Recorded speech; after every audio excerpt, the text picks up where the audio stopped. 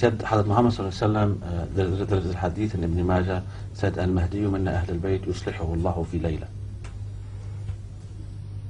في الليلة I can يصلحه الله في ليلة. يصلحه الله تعالى في ليلة. Yes, over one night. Where is this hadith? Ibn Majah? Ibn Majah. First translation and then I'll do it. I don't see why any confusion arises out of this. That Laylatin means that all light would have disappeared.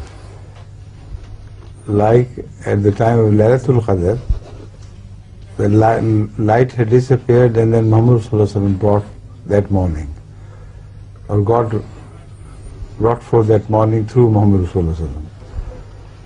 So similarly, Mahdi would appear at a time when there will be total darkness, and the sun of Muhammad sallallahu alaihi wasallam would re-emerge in the form of Mahdi.